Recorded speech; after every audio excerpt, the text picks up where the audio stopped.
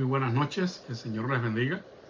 Quiero en esta ocasión comenzar un análisis de un texto que ha sido motivo de incomprensiones cuando se ha tratado de dar una interpretación y una explicación al mismo, y consecuentemente una aplicación también equivocada. Y con motivo de que hace apenas unos días celebramos el Día de los Padres, y también por cuanto en nuestra congregación, por parte de algunos hermanos, ha habido un poco de dudas en cuanto al significado de este texto, voy a dedicar el tiempo que sea necesario para explicarlo. Por supuesto, no lo vamos a hacer hoy en su totalidad, solamente vamos a comenzar. Pero que esto sirva de estímulo para ustedes y les motive a que pues se conecten nuevamente el miércoles que viene, si Dios nos da la vida, para seguir estudiando este texto. El texto en cuestión, todos nosotros lo conocemos y lo hemos escuchado infinidades de veces en diferentes contextos, sobre todo en el contexto de la educación de los hijos. Y es el texto de Proverbios 22:6, que dice así en la versión del 60: instruye al niño en su camino, y aun cuando fuere viejo, no se apartará de él. Este mismo texto, en la versión de la Nueva Versión Internacional, dice así: instruye al niño en el camino correcto, y aún en su vejez no lo abandonará. Ahora, vamos a partir de la premisa, del hecho de que todos los padres verdaderamente cristianos pues desean que sus hijos sirvan a Dios, definitivamente. Todo verdadero cristiano anhela ver a sus hijos caminando en el camino correcto, el camino de la justicia, el camino de la verdad, el camino del Señor. Ese es un deseo que tenemos todos los padres cristianos en común. Para muchos de nosotros, con buenas intenciones, nos aferramos a este texto de Proverbios 22:6 con la esperanza de ver a nuestros hijos crecer y permanecer en esa senda de justicia, en ese camino correcto, en ese camino de la sabiduría, en el camino del Señor. Sin embargo, en ocasiones, al paso de los años, muchos padres se preguntan: ¿por qué mi hijo o mi hija se apartó del camino? Porque nadie podrá poner en tela de dudas esta verdad. Si usted no ha sido testigo de una situación como esa, pues es algo raro, porque sabemos de los tristes testimonios de hijos e hijas de buenos padres cristianos que fueron instruidos en el camino de la justicia, de la sabiduría de Dios, y tristemente, finalmente, terminaron apartándose. Entonces, ¿qué pasó ahí? ¿Será que Dios no cumplió con su promesa? ¿Será que Dios se olvidó de cumplir esta supuesta promesa? Bueno, ahí es donde entramos en materia de estudio, ¿no? Se hace necesario, es imperativo, no es algo recomendado, no es algo que debemos poner en un lugar secundario o terciario, es algo imperativo, sumamente importante, de que al tratar de interpretar algún pasaje de las Escrituras, lo hagamos adecuadamente para cumplir con esta difícil tarea, en este caso específico, de criar a nuestros hijos en la disciplina y amonestación del Señor, en la instrucción para la vida, y que de esa manera, al final, nosotros, los padres, no estemos bregando con sentimientos de culpa, porque finalmente entonces tendríamos una tormenta en nuestra cabeza y en nuestro corazón. ¿Dónde fallé? ¿Qué pasó? ¿Dios se olvidó de cumplir con la promesa? Bueno, aquí es donde tenemos que comenzar a pensar en la correcta interpretación de las Escrituras. No podemos hacer un acercamiento al texto bíblico desconociendo los principios elementales de la interpretación bíblica. Es una disciplina conocida como hermenéutica, que significa interpretación. Hermenevein, del griego, interpretar la Escritura. Tratar de obtener la verdad del texto. Pero cuando tratamos de hacer eso sin tomar en cuenta uno de los principios fundamentales de la interpretación bíblica, es el olvidar, el desatender por completo el género literario del pasaje que estamos tratando de interpretar, que estamos leyendo, y que automáticamente nuestra mente trata de comprender.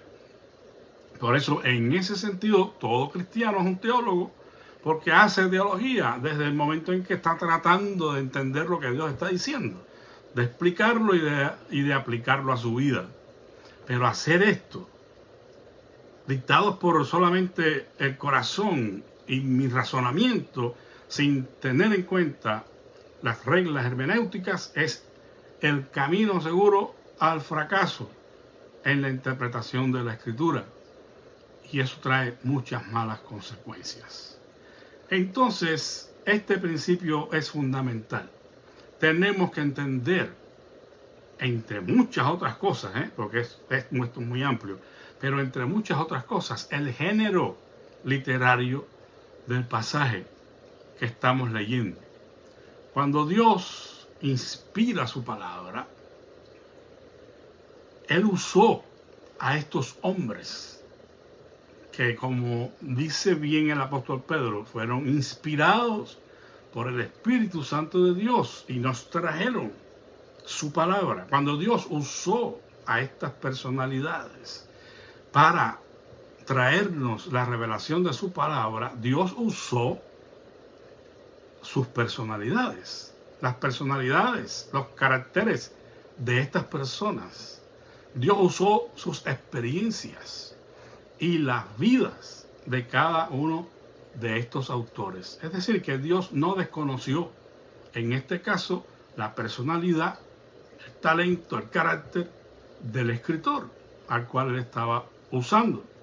Simplemente él usó a la persona con sus capacidades, con sus habilidades, con su cultura, con sus estudios, con sus desconocimientos también. Él usó el elemento humano que él escogió y respetó la totalidad, la integridad de la persona como tal.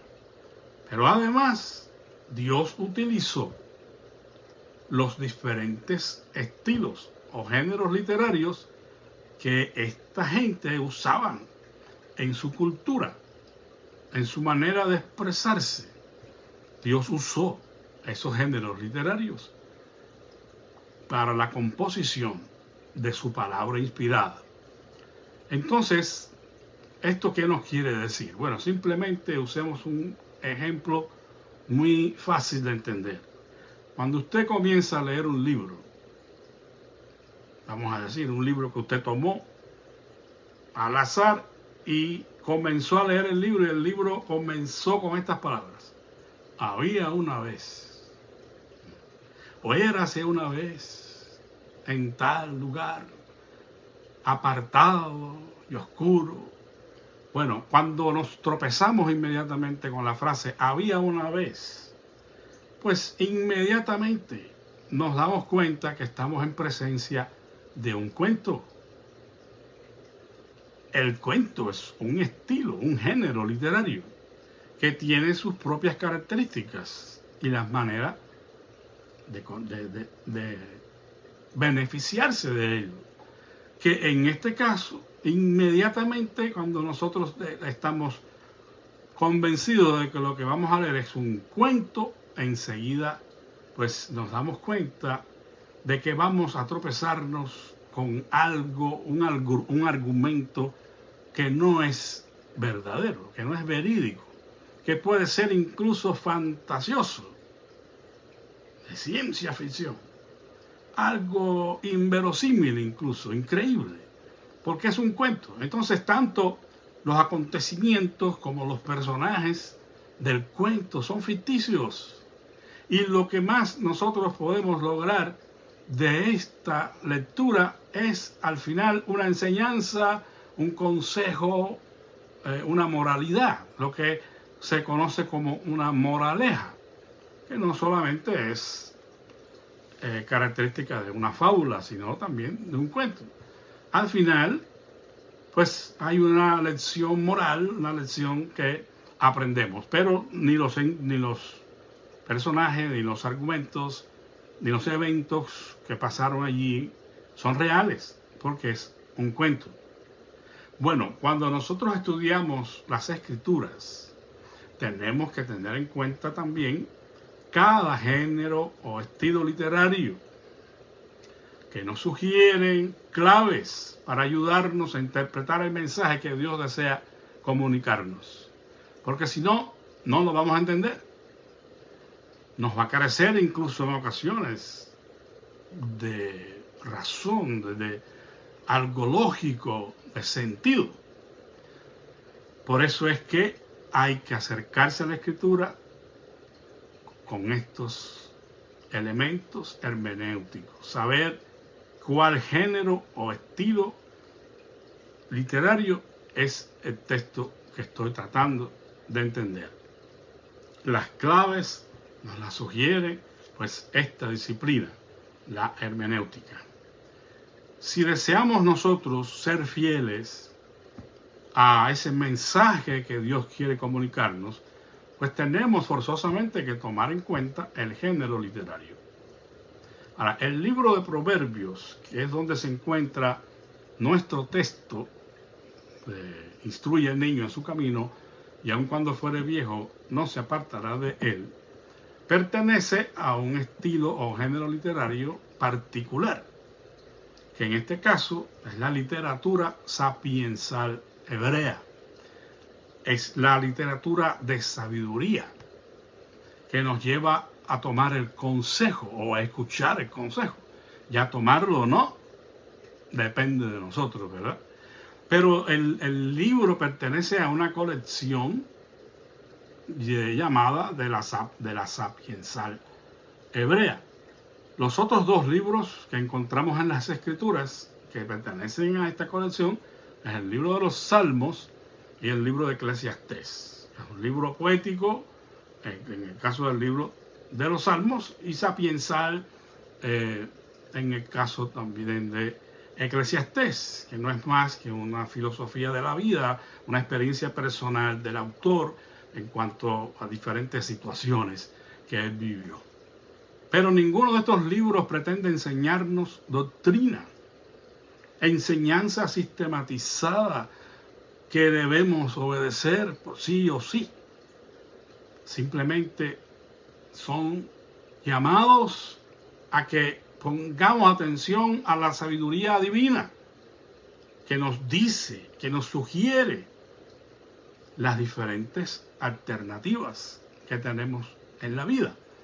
Pero no quiere decir que estos libros contengan promesas que Dios está comprometido a cumplir cuando llenemos sus requisitos. Simplemente hay esperanza. Hay muchas posibilidades de que la persona que escucha el consejo y la sabiduría de Dios cumpla el propósito de su vida.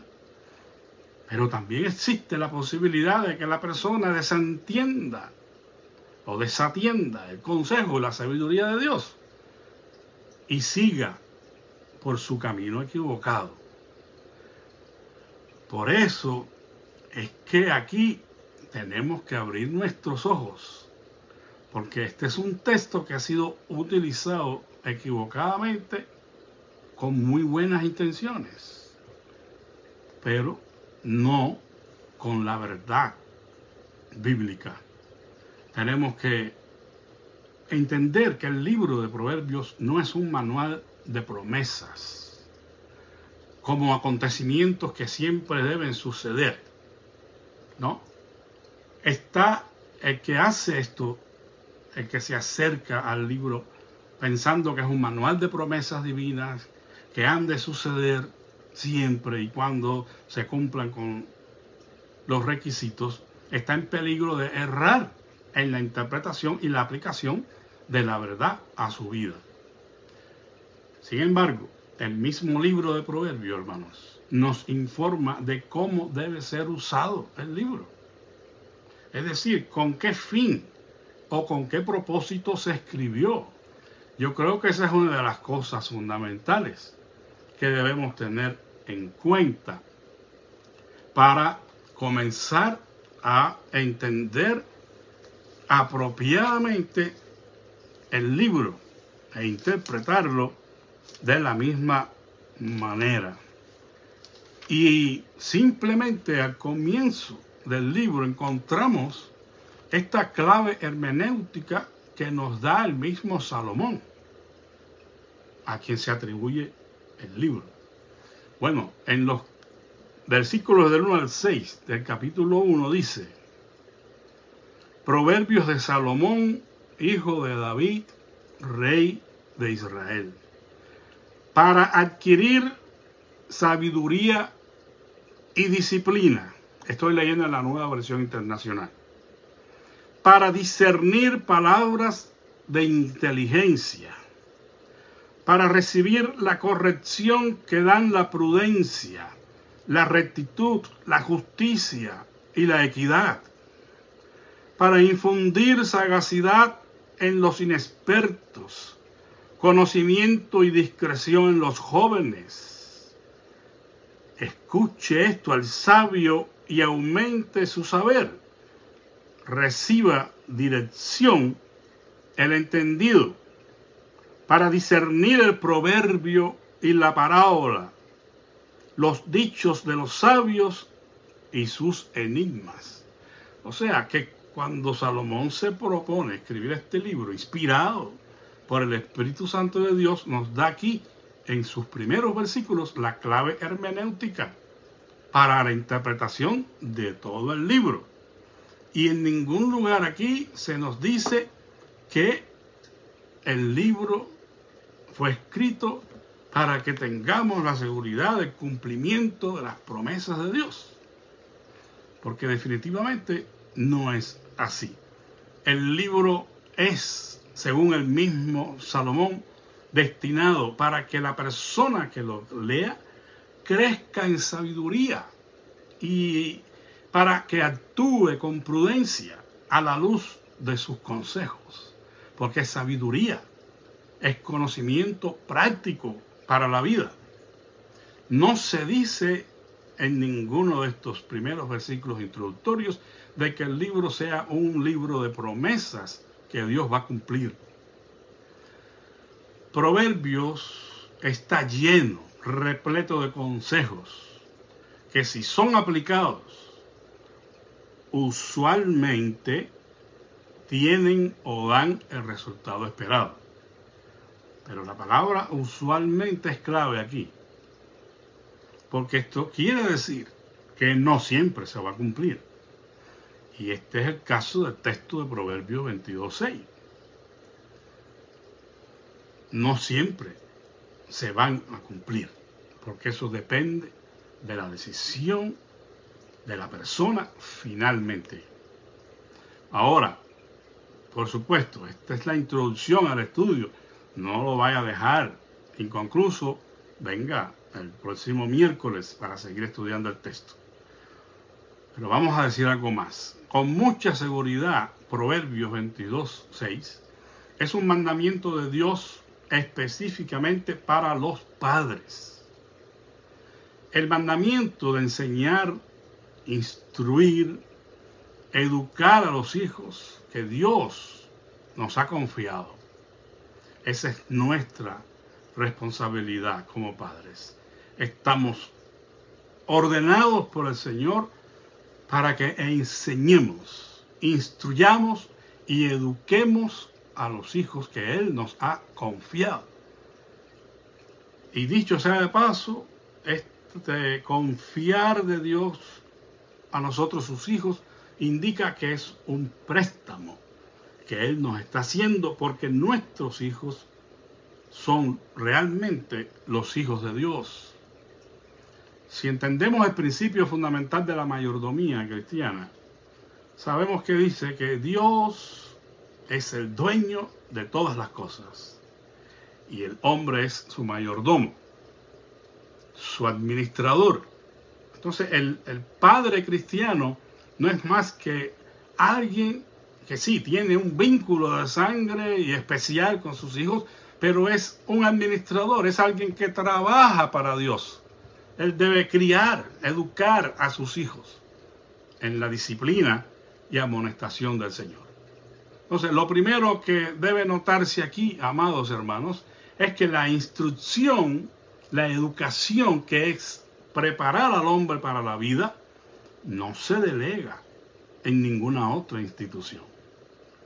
No son los maestros de la escuela, no son los pastores, no son los maestros de escuela dominical los que tienen que enseñar e instruir al niño para la vida. Eso tiene que comenzar en el hogar y es la responsabilidad suprema de los padres. No es llenarlos de cosas materiales, no es hacerles cumplir todos sus sueños, las grandes fiestas, los grandes regalos, tratar de llenar el vacío existencial, la realidad de la necesidad espiritual en el individuo con cosas materiales es el daño más grande que podemos hacer a nuestros hijos y el error más grande que podamos cometer. Tenemos que volcarnos a la tarea de ser los maestros, los instructores, los educadores de nuestros hijos. Un literato cubano, nunca puedo dejar de citar esta frase cuando hablo de este tema, llamado José de la Luz y Caballero, dijo: enseñar puede cualquiera, educar solo quien sea un evangelio vivo. Entonces el compromiso primero es que los padres estén caminando en obediencia a Dios, en una vida de santidad, una vida de comunión con Dios. Ellos no pueden transmitir a sus hijos lo que ellos no tienen. En otras palabras, un dicho muy popular dice: nadie da lo que no tiene. Es imposible. Y eso no solo es en términos materiales. Yo no le puedo dar a usted $1.000.000. Imposible. Pero tampoco pudiera darle una enseñanza moral y espiritual adecuada si yo no estoy caminando en ella. Entonces el primer compromiso es que los padres estén afirmados en la palabra del Señor. Hay un versículo que es fundamental en esto y lo encontramos en el libro de Deuteronomio. Deuteronomio 4:9. Casi que tengo que adivinar aquí porque no veo muy bien. Pero dice la palabra del Señor: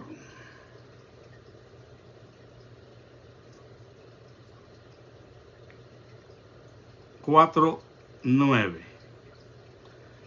Pero tengan cuidado, presten atención y no olviden las cosas que han visto sus ojos, ni las aparten de su corazón mientras vivan.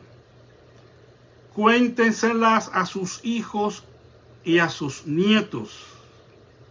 El día que ustedes estuvieron ante el Señor, su Dios, en Horeb, Él me dijo: convoca al pueblo para que se presenten ante mí y oiga mis palabras, para que aprenda a temerme todo el tiempo que viva en la tierra y para que enseñe esto mismo a sus hijos.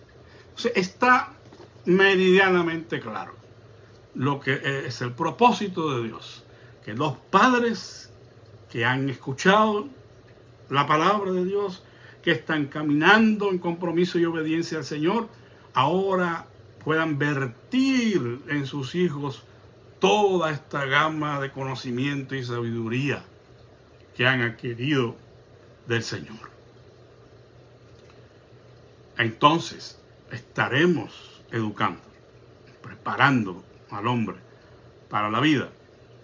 Hay un comentario al texto que hace el famoso comentarista Adam Clarke, que quiero leerle, es muy breve. Él nos comenta en cuanto a esta frase de instruye al niño en su camino.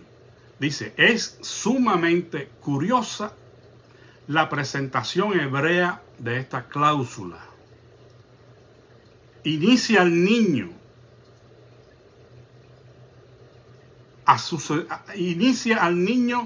a abrir la boca, entre paréntesis, ¿verdad? Porque es una frase propia de este idioma y que en su, vamos a decir, en su texto original, pues difícil de poder comunicarnos algo a nosotros, ¿no? Que estamos separados por muchas cosas, cultura, distancia, años, pues como de la noche al día, de una cultura como la del antiguo Israel. Sin embargo, cuando se trata de entender el texto bíblico, uno tiene que ir lo más posible que pueda a esos originales. No tiene esto que implicar que tengamos nosotros conocimiento de griego y hebreo, no, pero sí hay herramientas que podemos utilizar, como esta, por ejemplo, del comentarista Adam Clarke, cuando dice: inicia al niño a abrir la boca de su sendero. Originalmente en el hebreo, ¿qué quiere decir esto? Bueno, llegar a la apertura del camino de la vida. Significa, hermanos, el momento en que el niño es capaz de caminar solo y de elegir, de tomar decisiones.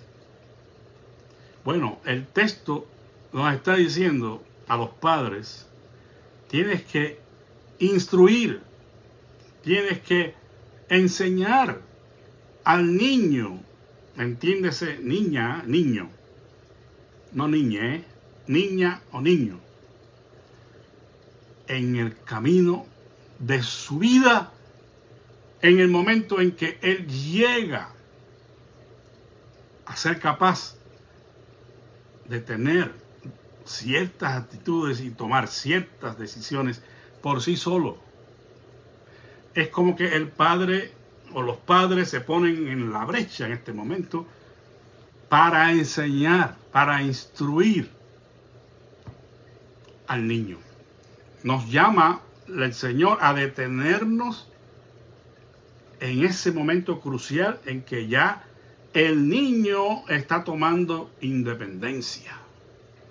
Al bebé tienes que cargarlo, tienes que llevarlo para allá y llevarlo para acá, y apenas empieza a gatear, empieza a querer ir por sí solo a los lugares, pero ya cuando ya el niño es capaz de enderezar sus pies y tomar sus pasos, tiene que estar allí el padre, la madre, listos para enseñar, listos para dirigir esos pasos en el camino correcto, en el camino de la sabiduría, en el camino del Señor, pero también en el camino de la vida.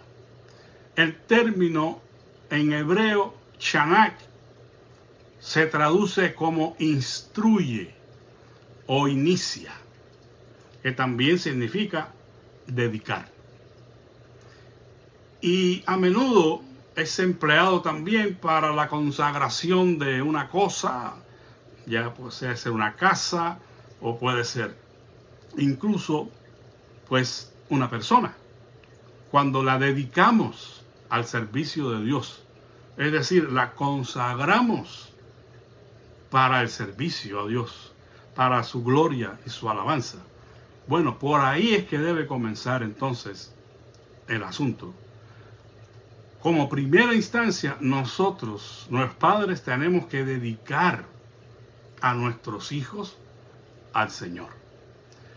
Pero esto es muchísimo más que la ceremonia que hacemos en nuestros templos cuando hacemos una presentación de nuestros hijos al Señor, ¿verdad? Eso es un rito que no quiero decir que no tenga importancia, de hecho es bien recomendable, pero eso no es automático. Ya lo dediqué allí con el pastor y ya, el niño está guardado, está seguro para la vida. No, hermanos, usted tiene que instruir, enseñar, preparar a ese niño para la vida. Y el momento en que esto debe ser tomado en cuenta y seriamente, como dice aquí, al abrir la boca, es decir, llegar a la apertura del camino de la vida, cuando el niño ya se dispone a enfrentarse al mundo, a descubrir las cosas, pero él necesita instrucción. Si no, puede terminar dañándose. Si el niño empieza a jugar con algo que dejó usted olvidado allí o agarró un cuchillo, él no tiene la capacidad de entender, de ver el peligro en muchas cosas. Si usted lo suelta, él va para el medio de la calle y corre y no piensa que puede venir un auto o que puede venir una persona y raptarlo. Esas son cosas que él desconoce, pero que tú como instructor tienes que enseñarle. Y es un proceso, hermanos. Es un proceso. No puede enseñarle cosas a un niño pequeño que no está preparado para entender. Eso es algo ilógico, ¿no? Tenemos que ir paulatinamente, progresivamente, enseñando y educando a nuestros hijos que hemos dedicado al Señor, para que Él nos ayude a criarlos en la disciplina y amonestación del Señor. Bueno, quiero terminar esta parte. Recuerden, continuaremos, primero Dios, el miércoles que viene, para desarrollar bien este tema y que el texto pueda ser entendido completamente. Quiero citar un ensayo, un estudio que hizo alguien en la Ciudad de México, de Monterrey. Y esta persona tituló a su exposición Las órdenes selladas, el propósito de la vida del hombre. Cuando he hablado de esto en otras ocasiones, lo he mencionado, muchas personas como que no captan el significado de esta frase. Y por supuesto, hermanos, se requiere mucho estudio y mucho tiempo para entenderlo. Es toda una cátedra realmente. Pero es un concepto básicamente dado en la cultura hebrea. Recuerden, el libro es un libro de sabiduría, sapiensal, de consejo, pero en la cultura hebrea antigua. Entonces hay muchas cosas como esta misma frase en sus letras originales que nosotros pues, no nos dicen nada, ¿no? Al abrir su boca no podemos entenderlo si no vamos al uso de las reglas de interpretación. Bueno, algo similar sucede cuando hablamos de órdenes selladas. No es que sea un concepto de patrimonio de la cultura hebrea antigua, porque en cierta manera, cuando tratamos de explicarlo en nuestros contextos culturales, pues toma sentido también, ¿verdad? Pero hay que partir de el lugar donde tuvo lugar este pensamiento, que fue en la cultura hebrea. Este hermano hace aquí una alusión a lo que finalmente nos damos cuenta es el día del juicio que vamos a tener que comparecer todos nosotros, ¿verdad? Los cristianos, el juicio de las obras. 2 Corintios 5:10 dice, porque es necesario que todos nosotros comparezcamos ante el tribunal de Cristo para dar cuenta de todo lo que hicimos en el cuerpo, sea bueno o sea malo. Y entonces él hace esta supuesta, vamos a decir, este supuesto caso, ¿verdad? No puede ser cierto o no, pero nos da la idea de que en realidad, si vamos a dar cuenta a Dios de todo lo que hicimos mientras estuvimos en el cuerpo, sea bueno o sea malo, yo pienso que es bastante acertada esta comparación, esta anécdota que él hace aquí, esta ilustración. Dice, es realmente triste ver que entierren a alguien con su sobre lacrado de órdenes selladas, aún sin abrir. Poco antes de cerrar el ataúd, depositan el sobre sellado dentro de la caja y lo bajan a su sepultura. Esta persona hizo y deshizo, fue y vino, pero nunca se decidió a abrir el sobre de órdenes selladas con el cual llegó a este mundo en el día de su nacimiento. Por supuesto, dice él, que no me refiero a un sobre material que contenga algunas órdenes escritas. Me refiero a la misión especial que Dios lo envió a cumplir aquí en la tierra.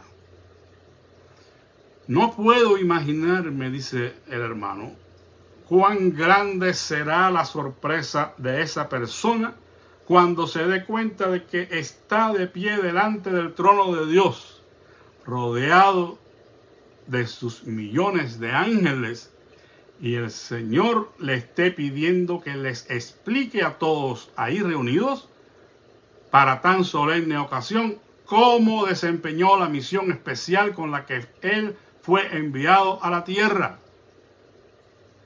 Dice, ¿se suponía que debía cumplir alguna misión especial? Yo pensé que solo se trataba de pasar el tiempo de la forma más placentera posible. ¿De veras había una misión especial que llevar a cabo? Dice el hermano Ramón Núñez Doval. Como para ponerse a pensar, hermanos, realmente, a pensar y a temblar. Porque parte de la responsabilidad de que un individuo tenga claro el propósito de su vida recae en los padres, como ya estamos viendo. Tenemos que enseñarlo a vivir. Y bueno, vamos a seguir indagando en el tema, ¿verdad? Pero implica todo tipo de conocimiento que podamos dar, sobre todo en el área moral, espiritual, en la sabiduría para la vida, en el conocimiento de Dios, en el temor al Señor. Cuando no hacemos eso, los niños crecen silvestres prácticamente en esta materia, quizás rodeados de lujos, de cosas materiales, pero desconectados, confundidos, no saben quiénes son, a dónde van, por qué están aquí. Cuando los padres prestan atención a esas órdenes selladas que cada individuo tiene, que Dios se las puso cuando lo envió a este mundo, entonces los ayudarán a encaminarse en la vida. Y eso incluye pues sus habilidades, sus inclinaciones. Por eso es que hay que ser observadores de nuestros hijos y ver cómo es que ellos reaccionan ante las situaciones diferentes y cuáles son sus intereses, cuáles son sus hobbies, y encaminarlos, porque si nosotros nos descuidamos, pues entonces todos nuestros hijos en el día de mañana, los hijos de los padres que tienen hijos pequeños, serían youtubers. Porque es que no salen del teléfono y de la computadora y no podemos descansar. Está tranquilo el niño. El niño no molesta, está perdido en el teléfono. Pero ¿está usted cumpliendo con la responsabilidad de velar por las órdenes selladas? ¿Está ayudando a su hijo a que se encamine en el camino de la vida? ¿Le está enseñando las reglas? ¿Le está enseñando la obediencia, las consecuencias al pecado, de su naturaleza pecaminosa, la necesidad de salvación? Son cosas que paulatinamente se van enseñando, por supuesto. No le va a hablar a un niño de 2 años del plan de salvación. Eso sería una tontera, ¿no? Pero hay que ir empezando a moldear su carácter. Un niño de 2 años, según los psicólogos, es un dictador pequeño. Él quiere hacer su voluntad y si usted lo deja, la hace. Un niño de 2 años a quien no se le ponen límites, a quien no se les enseña que el fuerte en la casa es papá, va a ser un problema mañana. El niño de 2 años tiene la capacidad de saber lo que está bien y lo que está mal en su límite, en su medida, ¿no? Pero hay que enseñarlos, hermanos. Entonces, la preparación del hombre para la vida incluye que los padres ayuden al niño a descubrir sus órdenes selladas, que ya usted está, en cierta manera, descubriendo. Y que Dios va a tratar personalmente con el pequeño, por supuesto, en su tiempo, a su manera, cuando usted prepara el camino para que esto pase como padre. Jesús no vino así como así. Si se da cuenta, Gálatas 4:4 dice, pero cuando vino el cumplimiento del tiempo, Dios envió a su Hijo nacido de mujer y nacido bajo la ley, en el tiempo apropiado de Dios. Pero menciona a Juan el Bautista como el precursor, como el que estaba preparando el camino al Señor. Entonces nosotros tenemos que preparar el camino a nuestros hijos para que se encuentren consigo mismos, para que se encuentren con Dios. Esa es la obra maestra de nuestras vidas, hermanos. No es ganar mucho dinero para poner todas las cosas que necesitan, hasta los gustos y los placeres y todas las cosas que nos pidan. Algunos padres cometen ese error porque ellos no pudieron tener esas cosas en su niñez y dicen, no, mis hijos iban a tener todo lo que yo no tuve. Tengan cuidado. No estoy diciendo que sea malo. Hay que suplir las necesidades, pero cuidado con las exigencias fuera de lugar, con los lujos que no podemos y que tenemos que sacrificar otras cosas más importantes, como por ejemplo el tiempo para compartirlo con ellos, la instrucción que debemos dar. Bueno, quiero agregar para terminar un comentario que hace Mateo Henry acerca del texto y que confirma esta verdad. Dice él, la época de la niñez y la juventud es la época de la instrucción en el camino que se ha de seguir en la vida. O sea, que no solamente es el camino del Señor, con sus, vamos a decir, distintivos, ¿no? De lo que es la moral, la espiritualidad, la justicia, la verdad, todo eso lo entendemos, ¿no? La misericordia, bueno, pero tiene que ver con el camino que se ha de seguir en la vida. Dice, este camino es ante todo el camino de la rectitud moral. O sea, estamos de acuerdo, ¿verdad? El camino es ante todo el camino del Señor, el camino de la justicia, de la rectitud, de la moral, de la espiritualidad, de la verdad y de todas esas maravillosas cosas que pertenecen a la vida y a la piedad, dice el apóstol Pedro, ¿no? Pero dice Mateo Henry, pero también se implica aquí la senda más apropiada para cada individuo según su capacidad, habilidad y buena inclinación. Estas son cosas que los padres tienen que ir mirando y descubriendo a través de la observación cuidadosa de sus hijos. Porque tiene que evaluar las capacidades que tenga el niño. No puede caprichosamente pretender que tiene que ser médico o abogado como yo. No tiene que ser pastor como yo. Parece que hay una sucesión a veces de familias que se imponen sin tener las habilidades y los dones adecuados. Bueno, eso es un error. Tenemos que atender a descubrir las capacidades que va desarrollando el niño. A lo mejor desarrolla una habilidad extraordinaria para el deporte, por ejemplo. Bueno, pues ayudémosle a que ese potencial en él se desarrolle. Y eso no quiere decir que no pueda ser un cristiano verdadero, porque va a ser un futbolista o un pelotero. Porque ahí la educación va en todo, va parejo con todo. Capacidad, habilidad y la buena inclinación del corazón del muchacho o de la muchacha. Eso está implícito en el texto. Todo lo bueno en religión, dice Mateo Henry, ciencia y conocimientos prácticos que en la juventud se aprende. Y repito, los padres son los primeros maestros, los educadores por excelencia que tienen que tener los hijos.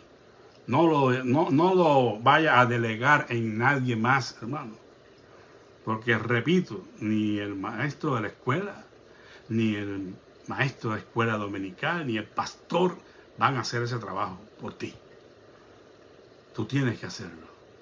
Y tú vas a darle al niño suficiente información y ayuda para que él pueda aprender en su niñez estos conocimientos esenciales.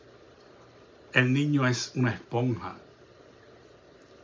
Él absorbe todo, lo bueno y lo malo. Y por eso es que tenemos nosotros que ir allí para poner el filtro y quitar lo malo y acentuar lo bueno. Porque ellos, si usted no se cuida, van a estar haciendo lo mismo que hacen los otros niños en la escuela. Porque es que eso es algo natural. Entre comillas, ¿verdad? Pero es una fuerza muy grande. En los adolescentes, sobre todo.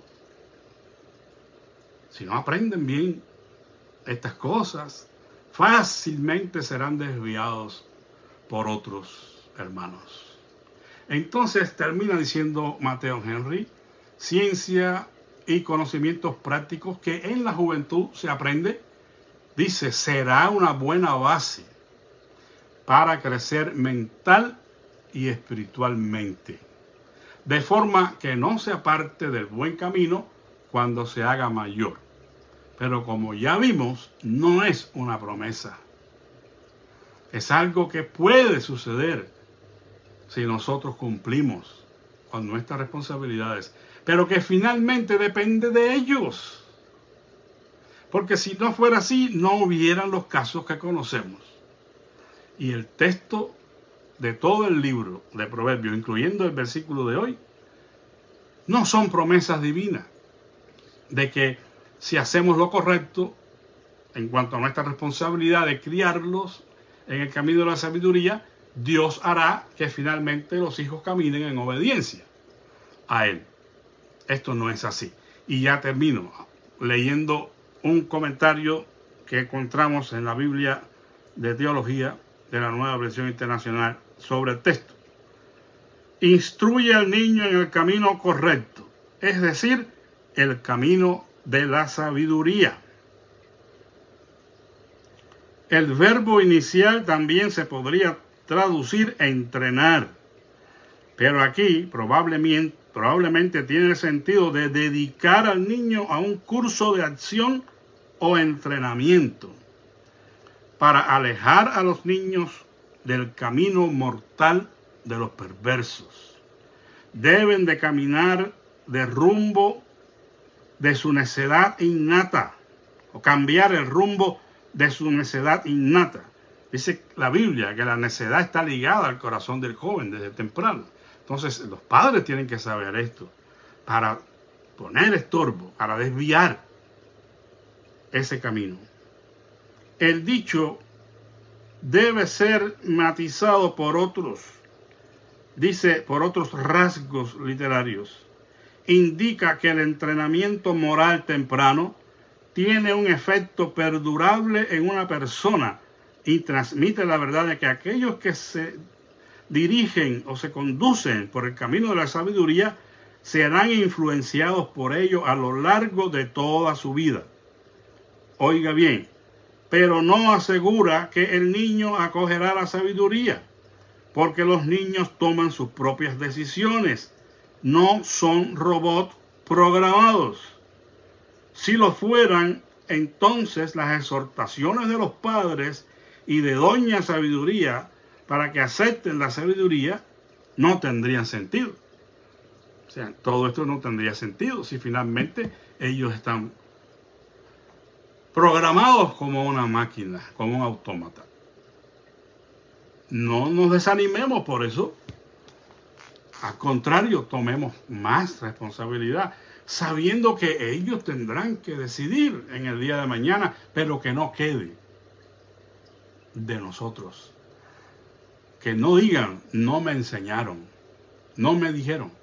Porque realmente podemos entender el texto fácilmente, que lo que no se va a apartar del niño es el mismo camino de instrucción que se le ha dado. Cuando el niño crezca y él pretenda desviarse del camino, las enseñanzas, las instrucciones, los ejemplos dados por sus padres estarán con él. No lo van a dejar. No lo van a dejar. Y muchas veces el Señor usará ese conocimiento para cuando el muchacho esté en esa etapa de rebeldía, recapacite. Eso pasó, no podemos decir que fue una parábola, no es que ocurrió realmente, pero la enseñanza está ahí, en el hijo pródigo. Este fue uno de los que a través de la dureza de la vida, de las consecuencias, por haber abandonado el hogar y gastado el dinero de su herencia, llegó a estar en una vida deplorable, alimentándose incluso, o queriendo alimentarse de la comida dada a los cerdos, y nadie se las daba. Imagínese usted un judío en esa condición, criando cerdos, y no podía ni siquiera alimentarse de esa comida. Pues volviendo en sí, dice la Escritura, dijo, me levantaré e iré a mi padre y le diré, Padre, he pecado contra el cielo y contra ti. Ya no soy digno de ser llamado tu hijo. Hazme como a uno de tus jornaleros. Porque él razonó, los jornaleros, los trabajadores en la casa de mi padre tienen abundancia de pan y yo aquí me muero de hambre. Bueno, hermanos, en el peor de los casos, o en el mejor de los casos, tenemos la esperanza de que aun cuando ellos se quieran desviar, en la gracia y en la misericordia de Dios, y en respuesta a nuestras oraciones, el Señor se revele sus vidas y les ayude a volver en sí. Pero recuerden, no es una promesa incondicional. No hay una promesa incondicional en todo el libro de Proverbios. Es un libro para la instrucción, para la sabiduría, para recibir, o por lo menos escuchar el consejo. Ya recibirlo o no, corre de nuestra parte. Que Dios les bendiga. Y espero que nos veamos aquí el miércoles que viene para seguir estudiando este versículo. Vamos a orar. Recordemos las peticiones, hermanos, de todos los hermanos de la iglesia. Oremos por nuestra querida hermana Mónica y sus niños ante la pérdida de Lambert. Lamentablemente es una noticia muy triste. Estamos orando y estamos rogando, Señor, que Él consuele y fortalezca el corazón de Mónica y guarde a sus pequeños. Estamos a la orden. Yo le escribí, no me ha contestado, pero cualquier cosa que sea necesario, estoy para servir. Te damos gracias, amante Padre, por tu palabra en esta noche, por este maravilloso texto de Proverbios 22:6, y gracias porque tú nos alumbras en nuestro entendimiento para que demos una correcta interpretación a tu palabra. Bendice, Señor, nuestras vidas, la vida de nuestros hijos. Ayuda a los padres que tienen hijos pequeños, sobre todo, para que puedan, Señor, cumplir con estas disposiciones tuyas y en el día de mañana ver a sus hijos caminando contigo.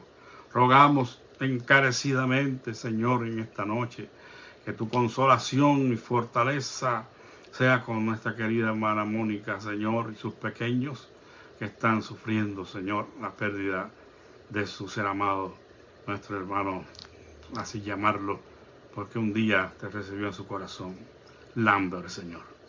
Padre Santo, que ellos puedan refugiarse en ti, encontrar en ti consuelo y fortaleza.